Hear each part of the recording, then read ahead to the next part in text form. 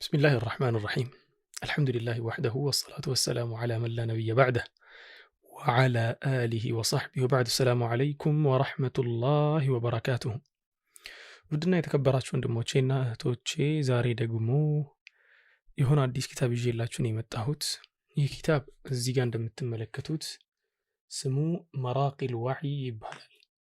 መራቂል ወሕይ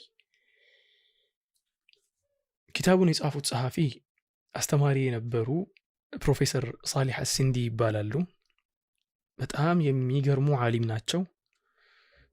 በዲኑ እውቀት ላይ ወላሂ በጣም የራቁ ሰው ናቸው። በጣም ማሻአላህ ተባረከ الرحمن اللهم زد وبارك طال الله في عمره وحفظه። ይህን ኪታብ ደግሞ እሳቸው ናቸው እንደ ሀዲያ አድርገው የእሳቸው ተማሪ ለሆኑት ተቅሪበን 20 ሰው ነበር መሰለኝ ለአጠቃላይ አደሉም ማለት ነው። በጊዜው ይህንን ኪታብ ማንበብ አልቻልኩም ነበር። ጊዜ ሳገኝ ያነበብኩትና ኪታቡ መነበብ ያለበት በጣም ምርጥ ኪታብ ነው። ስለዚህ ኢንሻአላሁ ተዓላ እስቲ ጊዜው የሚበቃልን ከሆነ አነሳ አድርገንም ቢሆን የሆነ የተወሰነ ፓርቱን አብረን እናያለን ብዬ ነው የመጣሁት። ዛሬ ብቻ አይደለም የምናየው፣ ይሄ የመጀመሪያ ክፍል ይሆናል።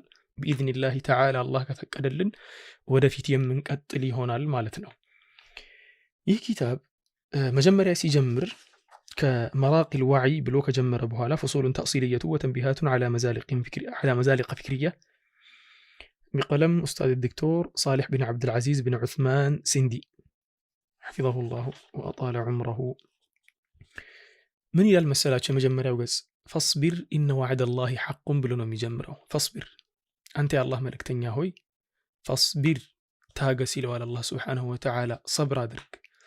إن وعد الله حق يا الله سبحانه وتعالى قال أونتنا يا الله قال دقمو إنا لننصر رسلنا والذين آمنوا في الحياة الدنيا ويوم يقوم الأشهادنا.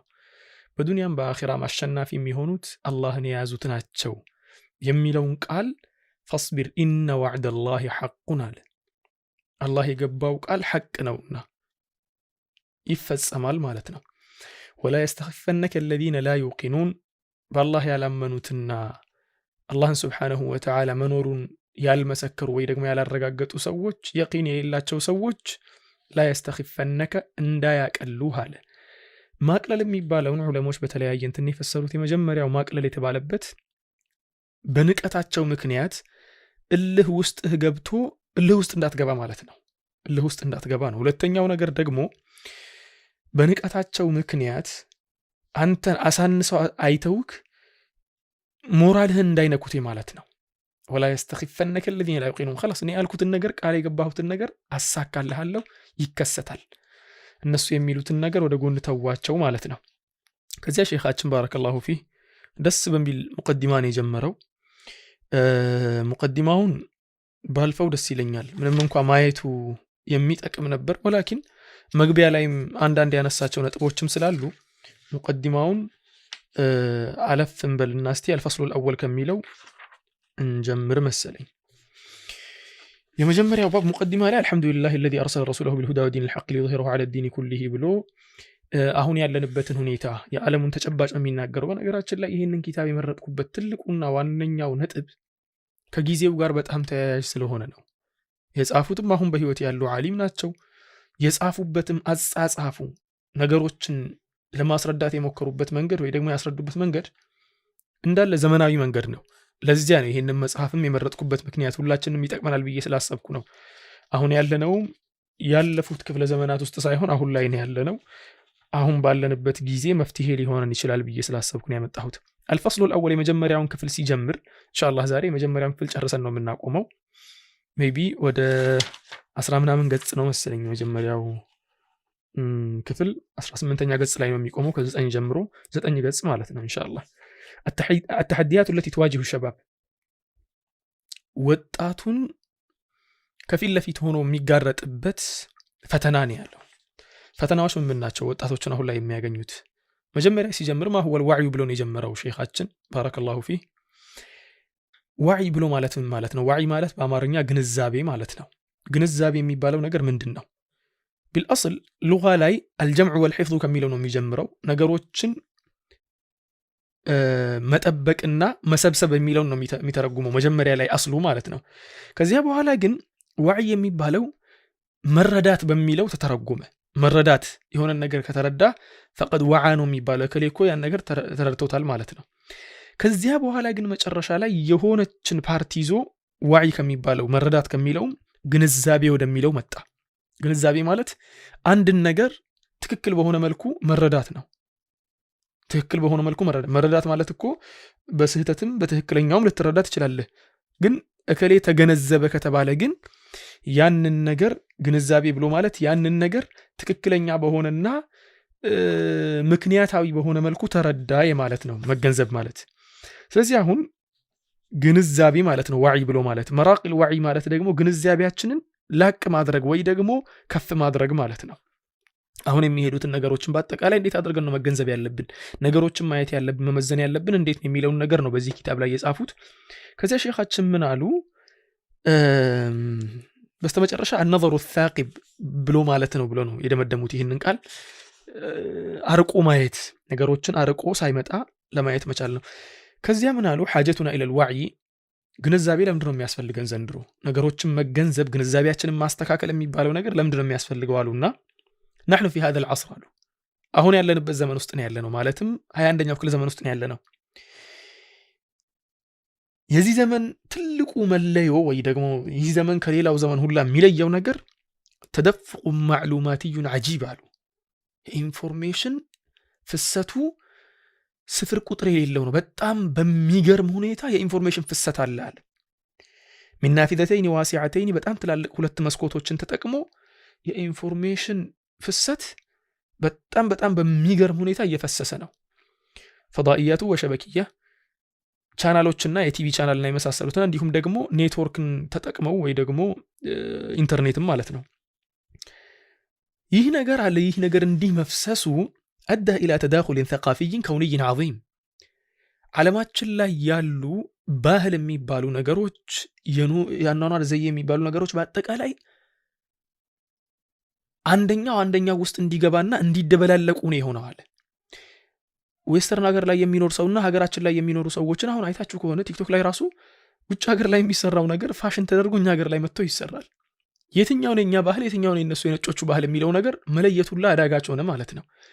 ሸይኻችን ይሄን ነገር ነው እዚህ ጋር አሁን ይሄ ኪታብ ላይ ተገን ይሆነናል ይጠቅመናል ብለው ያሰቡት ይሄንን ነገር ፊት ለፊት ቆሞ መሟገት የሚችል ሐሳብን ነው ማለት ነው። ምን አሉ ከዚያ በኋላ? ይሄን ነገር በጣም በሚገርም ምሳሌ ነው የመሰሉት። ያ ምሳሌ ምን ብለው ነው የመሰሉት? ልክ አሁን ያለንበት ዘመን ሁኔታው የኢንፎርሜሽን ፍሰቱ ብዛት ቁጭ ብዬ ስመለከት አሉ ምሳሌው አንድን ተማሪ የሆነ ክፍል ውስጥ አስገብተህ ቁጭ አድርገኸው 10 የተለያዩ አስተማሪዎችን አምጥተህ 10ሩም አስተማሪ የተለያዩ ሰብጀክቶችን ነው የሚያስተምረው። ተግባባን? አንዱ ኬሚስትሪ፣ አንዱ ባዮሎጂ፣ አንዱ ጂኦግራፊ፣ አንዱ ምን ሁሉም የተለያዩ ትምህርቶችን ነው የሚያስተምረው። 10ሩም በተመሳሳይ ሰዓት ንግግራቸውን ይጀምራሉ። ተማሪው ቁጭ ብሎ ይመለከታቸዋል እነሱ። ልክ እንደዚያ ነው። ምክንያቱም የኢንፎርሜሽን ፍሰቱ፣ የቪዲዮ ብዛቱ፣ የጽሁፎች የሪሰርቾች ብዛት፣ ዓለማችን ላይ አሁን ያለው የኢንፎርሜሽን መለዋወጡ ፍጥነት ይህን ያክል ግራ የሚያጋባ ነገር ነው። 10 አስተማሪ መጥቶ ተማሪው አንድ ነው። አንዱ ተማሪ ቁጭ ብሎ 10 አስተማሪዎች በተመሳሳይ ሰዓት የሚናገሩትን ነገር ለመረዳት መሞከር እንደማለት ነው አለ። في وقت واحد مختلف في وقت واحد አለ። ከዚያ ዘመናችን ላይ ከስልጣኔ ጋር ተያይዘው የመጡ ነገሮች እንዲሁም ደግሞ ከባህል ጋር ተያይዘው የመጡ ነገሮች ብዛታቸው የኛን ካልቸር የኛን ባህል የሚባለውን ነገር የኛን እምነት የሚባለውን ነገር የሚሸረሽር እያየን አይደለም። ሳናይ ስሩ ገብቶ የሚሸረሽርና ማንነታችንን አስለቅቆ የሌሎችን ማንነት እኛ ላይ መጫን የሚችል ፍጥነት ነው ያለው አለ። ከዚያም ምን አለ? ኢዘን ነሕኑ ፊ አመስ ልሓጀት ኢላ ዋዕይ፣ ይህን ያክል ሰርጾ መግባት የሚችል ቤተሰብን መበተን የሚችል አስተሳሰብን መለወጥ የሚችል ሃይማኖትን መበጥበጥ የሚችል ዓቂዳን መንካት የሚችል ነገር ከሆነ ነሕኑ ፊ አመስ ልሓጀት ኢላ ዋዕይ፣ የግድ ግንዛቤ ያስፈልገናል አለ። ያ ግንዛቤ ደግሞ ኢስላማዊ ግንዛቤ። እነኚህን ነገሮችን አትጠቀም ማለት እኮ አይቻልም። አሁን ሞባይል አትጠቀም ካልኩኝ ከባድ ነው። ኢንተርኔት አትጠቀም ካልኩኝ ከባድ ነው። ግን ይሄ የምንጠቀመውን ነገር ምን ይዘን ነው የምንጠቀመው? የሆነ ይዘነው መከላከያ አድርገን የምንጠቀመው ነገር ያስፈልጋል ማለት ነው። في أمس الحاجة إلى وعي ግንዛቤ ያስፈልጋል بل إلى وعي ناضج የበሰለ ግንዛቤ ነው የሚያስፈልገው ለዚያም ግንዛቤ ብቻ ሳይሆን ማለት ነው بحيث يكون مرشحا أي مفلترا على لهذا الكم الهائل من الأفكار ይሄን ሁላ ኢንፑት ነው እኮ አሁን ቁጭ ብለን እኮ ቪዲዮ ስንመለከት እኮ ይሁን ነገር ውስጣችን ሴቭ ያደረገን እኮ ነው አይደል የሆነ ቪዲዮ ስንመለከት አውዲዮ ስናዳምጥ ጽሁፍ ስናነብ የሆነ ነገር ውስጣችን እያስገባን ያለ ነው እነኚህ ውስጣችን የምናስገባቸው ነገሮች ፊልተር ማድረግ ያስፈልጋል ፊልተር ለማድረግ ደግሞ ፊልትሮ የምትባለው ነገር ታስፈልጋለች ይሄ መጽሐፍ በተቻለኛ አቅም ፊልትሮ አድርጌን ያቀርብኩት አለ ሼኻችን አጣለ الله عمره وحفظه እዚህ ውስጥ ያለው ነገር አትመልከቱ አይደለም አው ትመለከታላችሁ ግን ምን መመልከት አለባችሁ ምንስ መተው አለባችሁ ያ ብቻ አይደለም እንዲህ ያለ ጥያቄ ከመጣስ እንዴት ነው የምናልፈው ይሄ ነገር ይሄን ነገር እንዳያንቀል ለምሳሌ ያክል አሁን እስቲ ውስጡ እንመጣበታለን በጣም ሰፊ ነው ጉዳዩ ኢንሻአላህ ውስጥ እንመጣበታለን እስቲ ስለዚህ አሁን ምን አለ ፊልትሮ ያስፈልገናል ያ ፊልትሮ ደግሞ ነገሮችን የምመዝንበት ሚዛን ይሆነናል لهذا الكم الهائل من الافكار ይሄን ሁሉ አስተሳሰቦችን ይሄን ሁሉ ኢንፎርሜሽኖችን ስናስገባ እያጣራ ይሄ ትክክል ነው ይሄ ውሸት ነው ይሄ ስህተት ነው ይሄ አለመገንዘብ ነው እያለ የሚለይልን ነገር ያስፈልጋል ብሎ ተናገረና በስተመጨረሻም ደግሞ ثمة مشكلة كبيرة تستحق أن تبذل كل الجهود في سبيل علاجها والتصدي لتبعاتها ብሎ ተናገረና إنه أشبه شيء بالفيروس القاتل واسع الانتشار ገዳይ የሆነ በአጭር ሰከንዶች ውስጥ በጣም መስፋፋት የሚችል ሰዎች ላይ መዳረስ የሚችል ቫይረስ እንደማለት ነው አሁን ያለንበት ዓለም ኢንፎርሜሽን የሚባለው ነገር ያደረገ ያለው አይታችሁ ከሆነ የሆነ ሰው አሜሪካን ሀገር ላይ የሆነ መጥፎ ነገር ፖስት ያደርጋል ኢትዮጵያ ላይ ያለው ሰው በዚያ ነገር አፌክት ይደረጋል አእምሮ ማለት ነው አስተሳሰቡ አሁን እናንተ ስትመለከቱት ከልጅነት ጀምሮ ረጅም ዓመታት ከልጅነት ጀምሮ ሐዲስን አልቀበልም የሚል ነገር ሀገራችን ውስጥ አልነበረም አሁን ላይ ግን ብቅ እያለ ነው ለምንድነው የሆነ ሌላ አፍካሮችም ደግሞ አሉ ለምንድነው ብላችሁ ስትመለከቱ ተምሮ ተገንዝቦ ምናምን አይደለም ላ ፊልትሮ የለውም ኢንፎርሜሽኖችን ከፌስቡክ ላይ ተቀምጦ ይመለከታል ይሄ የሚመለከተው ነገር ሁላ ትክክል ይመስላል ምክንያቱም የሚያጣራ ነገር ስለሌለው በአቂዳ ደረጃ ምን ተምርሃል ምን አውቀሃል ቢባል ዜሮ ነውና ማለት ነው ስለዚህ አሁን ሼኻችን ምን አለ ይሄ ቫይረስ ደግሞ ይሄ ከባዱ ቫይረስ يختلف عن اي مهدد عقدي سبقه على ከዚህ በፊት ካለፉት አቂዳችንን استهداف ካደረጉ ነገሮች ሁላ የከፋ ነው አለ በጣም ይለያል አለ ይሄኛው ከመን ወከይፈን የመጣበት ሁኔታ እና ብዛቱ በጣም ይለያል በፊት ጦርነት ነበር ብዙ ጊዜ ሙስሊሞችን መዋጃህ የሚያደርገው ጦርነትን ደግሞ በዛ ከተባለ መሞት ደግሞ አኺራህን አስተካክለ ከሞት ችግር የለውም እሱ ولكن አሁን ላይ ያለው በቁምህ ነው የምትሞተው እዚሁ ባለንበት ቁጭ ብለን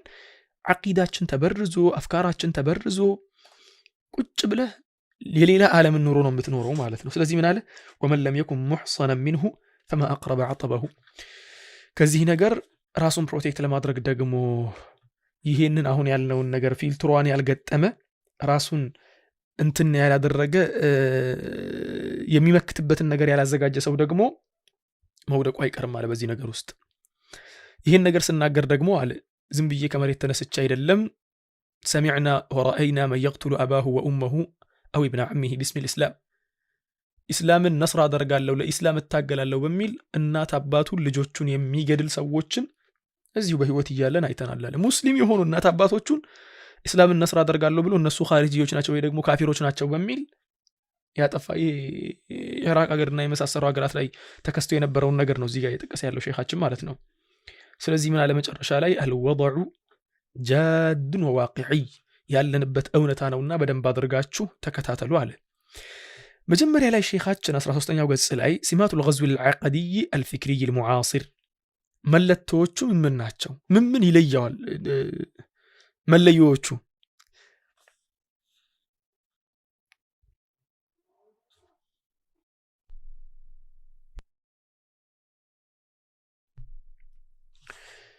ከዛ ሼኻችን ምን አለ ሲማቱ الغزو العقدي الفكري غزو العقدي አለ ብለናል አቂዳችንን ሰዎች ሊያጠፉ ነው የሚፈልጉት ፍቅር አፍካራችን በአጠቃላይ ሊበርዙ ነው የሚፈልጉት ብለናል ይሄን ነገር የሚበረዝበትና የሚበላሽበት መንገድ መለየው ምንድነው የሆነ የሚለይ ነገር እኮ አለው መለቶ እንለዋለን በኦሮሚፋ መለቶ ወይ የሆነ መለየው የሆነ ለየት የሚያደርገው ነገር ያ ነገር المعاصر يتميز بسمات ألخص أهمها في 7 سمات ሰባት አድርጌ አሳጥሬዋለሁ አለ። በሰባት ትላልቅ ነጥቦች ቋጭቸዋለሁ። እነኚህ ሰባቱ የመጀመሪያው ከثرة التيارات التي يروج لها ዘንድሮ በጣም መጥፎ ከሚባለው ባህሪው መካከል የመጀመሪያው ባህሪ አሁን ያለው ሐሳብን የመቀየር የማጥመሙ ዘመቻ ትልቁና ዋነኛው كثرة التيارات التي يروج لها እኛን ሊያጠምዱን የሚፈልጉበት አካሄዶች ወይ ደግሞ አንጃዎች ብዛታቸው። ተያር ብሎ ማለት እኮ የሆነን አይዲዮሎጂ ይዞ የሚያራምድ አካል ማለት ነው። እዚህ ጋር ትመጣለህ እከሌ ነው፣ እዚህ ጋር ትመጣለህ እከሌ ነው። ሁለት ናቸው አብረው ያሉ ይመስልሃል። ሁለቱም የተለያየ የሆነ ሚሽን አላቸው። ወጥቶ ሐዲስን ይከራከራል። ወጥቶ የሆነ ሐዲስን ፓርቲኩላርሊ ይሄን ሐዲስ አይመቸኝም ይላል። ወይ ደግሞ ሐዲስን በአጠቃላይ ሙሉ ጅምላውን ነው የሚከራከረው። የምትሄድበት መንገድ ሁሉ ያሳጣል አካሄዳቸው። ያንን ስትመለከት ሐቂቃው ምንድነው ማለት ነው? كثرة التيارات التي يروج لها التي تقدم نفسها بثقة تامة የሚገርመው ነገር ደግሞ እነኚህ ራሳቸውን ለሰው ሲያቀርቡ በጣም ራሳቸውን ተማምነው ነው። በቃ እንዴው ከተሳሳትኩ አርሙኝ የለም፣ በእርግጠኝነት ትክክለኛው ነገር ይሄ ነው ብሎ ነው የሚያቀርበው። ስተትን እኮ ነው እያቀረበ ያለው፣ ውድቀትን እኮ ነው እያቀረበ ያለው። እየተናገረ ያለው የቁርአንን መخلوቅነት እኮ ነው እየተናገረ ያለው። የሆነ እንትን ሲል እኮ ስለ ፌሚኒዝም ነው አሁን ለምሳሌ እየተናገሩ ያሉት።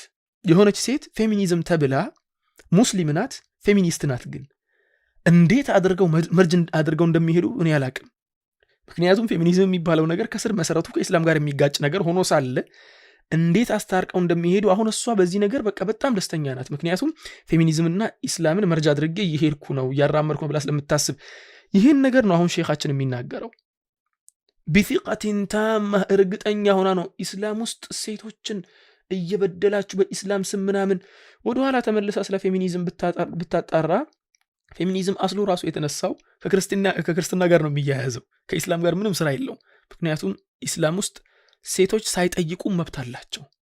ሳይጠይቁ ሁሉም መብት አላቸው። እነሱ አሁን እንጠይቃለን የሚሉት ኢቭን ከሚጠይቁትም በላይ ነው ያላቸው። አንድ ሁለተኛ ነገር ደግሞ አላህን ለመገዛት ነው እንጂ የመጣ ነው እዚህ ላይ እንደፈለግን ለመፈንጨት የፈለግነው ነገር ለማድረግ አይደለም የመጣ ነው። ስለዚህ ይህ ነገር በውሰላ የሚባለው ወይ ደግሞ ኮምፓስ የሚባለው ነገር ሲጠፋ ሰው ምን ይሆናል ማለት ነው? የመሰለውን ነገር ብቻ እየተከተለ ሌላውን ነገር ወደ ጎን እየተወ ይመጣል ማለት ነው። ስለዚህ አሁን ሼኻችን እዚህ ጋር ምንድነው ቢثقة تامة እርግጠኛ ሆኖ ነው። በቃ እዚህ ጋር አሁን ስለ ፌሚኒዝም ስትከራከር እርግጠኛ ሆና ነው ፌሚኒዝም ከኢስላም ጋር በጣም ነው ማች የሚያደርገው ብላ የምታስበው። የሚያሳዝነው ነገር ማለት ነው ይሄኛው መጥቶ እዚህ ጋር ሌላ አይዲዮሎጂ አምጥቶ ሲመጣ ይሄ አይዲዮሎጂ ከኢስላም ጋር በጣም ነው የሚግባባው። እናንተ ከቁርአን ውጭ እንትን አለ ትላላችሁ እንዴ በሚል እርግጠኛ ሆኖ ነብዩን ሰለላሁ ዐለይሂ ወሰለም ላይ ውሸት አትቅጠፉ ይላል። የነብዩን ንግግር እየጣለ እኮ ነው። እርግጠኛ ሆኖ ነው የሚናገረው። ሲናገር ይሄን ነገር አሉ على ان الحق والصواب ትክክለኛው ነገር እሱ እንደሆነ በደንብ አድርጎ ነው የሚናዘዘው አለ። የሚያሳዝነው ነገር ደግሞ አለ أن الشبهات التي تطرح اليوم تطال كل شيء ሁሉንም ነገር ታዳርሳለች አለ። የዛሬዋ አሁን ላይ ያለው ሹብሃ የሚባለው ነገር ሁሉ አንድ የሚቀረው ነገር የለም ማለት ምን ለማለት ነው? ስለ አላህ ማንነት ሹብሃ ይነሳል። ስለ ነብዩ ሰለላሁ ዐለይሂ ወሰለም حتى ሼኻችን ሲናገሩ እኮ وانا اعني كلمه كل شيء አለ። ሁሉን ነገር ታዳርሳለች ሲል ሁሉን ነገር ለማለት ፈልጌ ነው አለ። ለምሳሌ ያክል አለ وجود الله የአላህን መኖር ራሱ ሊያጠራጥሩ ይፈልጋሉ አለ። አምላክ አለ ወይስ የለም የሚለውን ነገር ለድርድር ያቀርቡታል፣ ለውይይት ያቀርቡታል። ሩቡብየት ይሄ የሱን ፈጣሪነት። ምክንያቱም አግኖስቲኮች አሉ ይሄኛውን ብትቀበል አምላክ ሊኖር ይችላል፣ ግን የሆነ ነገር የሆነ ጊዜ ላይ ፈጥሮ ነበር አሁን ግን አይመለከተም የሚል ሐሳብ ማለት ነው። የትኛው ሃይማኖት አልቀበልም እንትን አለ ምናምን የሚል ሐሳቦች አሉ። ኡሉሂየት ይሄ አምላክነቱን መገዛት ያለን ለሱ ብቻ ነው የሚለውን ነገርም የሚከራከር ይመጣል። ንቡወት ነብይና መሐመድ ሰለላሁ ዐለይሂ ወሰለም የነብዩ ሰለላሁ ዐለይሂ ወሰለም ነብይነት የሚከራከሩ አካላት ይነሳሉ አለ። የሚገርመው ነገር አሐዲስ ይሄ አለ ነብዩን ሰለላሁ ዐለይሂ ወሰለም ሐዲሶችን የሚከራከሩ። የሚገርመው ነገር ሐዲሱን የሚከራከረው ካፊር አይምሰልህ፣ ከሌላ አካባቢ የሚመጣ አይምሰልህ፣ ላ ሙስሊም ነኝ እያለ ነብዩን ለመከላከል ነው በሚል ሐዲስን ይከራከራል ማለት ነው። አልቀደር ቀደርን የሚከራከሩ አሉ ሙስሊም ሆነው ማለት ነው። ቁርአን የአላህ ቃል አይደለም የሚለውን የሚከራከሩ አሉ። አልአሕካም አሕካም ሸርዕያን ተው ስፍር ቁጥር የለውም አሕካሞች ማለት ነው። የሚከራከሩት ወይ ደግሞ አንቀበልም የሚሉት ለመከራከሪያ አንዳንድ ነጥቦችን ከዚህም ከዚያም የተበታተኑ ኪታቦች ውስጥ የተበተኑ ነገሮች አሉ። ከዚህም ይሄን ያመጣሉ፣ ከዚህም ይሄን ያመጣሉ። ሰብሰብ አድርገውት እንደ ትክክለኛ ሐሳብ ለማቅረብ ይሞክራሉ ማለት ነው። አልአኽላቅ የሰውን አኽላቅ ኢስቲህዳፍ አድርገው የሚሰሩት ደግሞ ስፍር ቁጥር የላቸው። አኽላቅ ብሎ ማለት ስነ ምግባር ማለት ነው።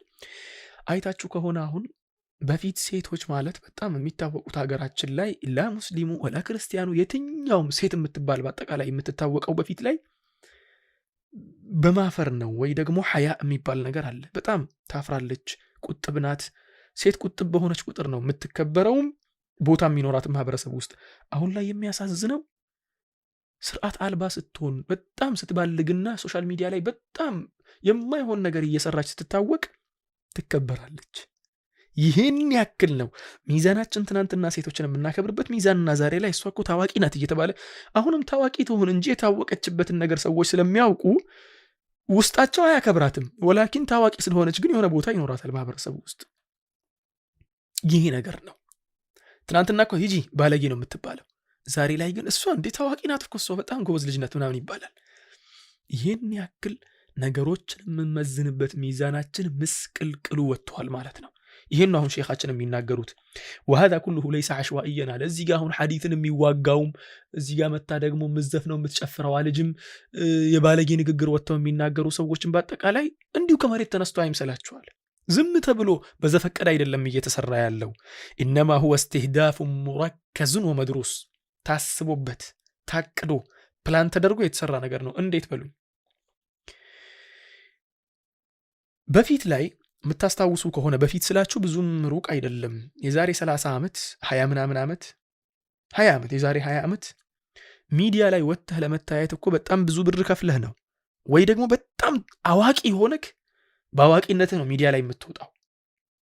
ብር ከፍለህ አሊያም አዋቂ ሆነህ፣ አዋቂነት ማለት ያው ከብርም በላይ ነው፣ ለፍተህበት ነው የምታመጣው እውቀቱን። ወላኪን የሚያሳዝነው ነገር ዘንድሮ ባለጌ መሆን ብቻ በቂ ነው፣ በጣም ታዋቂ ለመሆንም አየር ላይ ለመውጣትም። የሚገርመው ደግሞ ባለጌ መሆን ብቻ በቂ ነው እያልኳችሁ ያለሁት ታዋቂ ለመሆን ብቻ አይደለም፣ ላ ደሞዝ ሊከፈልህም ጭምር ይከፈልሃል። ባለጌ ስለሆንክ ደጋረክ ልጄ ብለው ይከፍሉሃል ማለት ነው። ዩቲዩብ ላይ ይከፈልሃል ደጋረክ ተብሎ፣ ቲክቶክ ላይ ይከፈልሃል ደጋረክ ተብሎ። ለምን? ስለባለክ ብቻ፣ ስርዓት አልባ ስለሆንክ ብቻ ማለት ነው። ይህን ነገር ነው ሼኻችንም ሙረከዙ ወመድሩስ ያለው። ፎከስ ተደርጎበት በደንብ ተጠንቶ የተሰራ ነገር እንጂ ዝም ተብሎ የተሰራ በዘፈቀደ የተሰራ ነገር አይደለም። የሚገርመው ነገር ሱብሃንአላህ ህይወታቸው ራሱ በዚህ ነገር ላይ የመሰረቱ ብዙ ወንድሞችና እህቶች አሉ። አሁን ላይ በዚህ ብልግና ላይ እንደፈለጉ ወጥተው ወንዱ ሴት መስሎ ሴቷ ወንድም መስላ ድራማ እየሰሩ ምን እያደረጉ ልትከለክለው ከመጣ አሁን ወላሂ ሐታ ራሴ ያናገርኳቸው ሰዎች አሉ። ልከለክላቸው መጥቼ ሳናገራቸው በቃ ስራዬ እኮ ይሄ ብቻ ነው፣ ምንም በቃ ከዚህ በወጣ ምሰራው ነገር የለም ብለው በግልጽ የነገሩኝ ሰዎች ነበሩ። ማለት የገቢ ምንጭ ሆነ ማለት ነው። ኢቭን ይህ ግለሰብ ልተው ቢል ራሱ ማህበረሰቡን ማበላሸቱን ማተው አይችልም። ምክንያቱም እኔ ከተውኩ ሌላ ሰው መጥቶ ያበላሸዋል። ሌላው መጥቶ ከሚያበላሽ ደግሞ ያው ብልሽትሽቱን እያወጣው ብሬንም ልቀበል የሚል ሐሳብ ነው የሚቀርብለት ማለት ነው። ወላኪን አኺራን ንስበ አዕዩኒሂ ያደረገ ሰው ነገ አላህ ፊት ቀርቦ መጠየቅ አለ የሚለውን ነገር እዚህ ጋር ፊልተር የሚባለውን ነገር በደንብ የተጠቀመ ሰው ደግሞ ማንም ወደ ፈለገ ቦታ ቢሄድ አይመለከተውም፣ ይተዋል።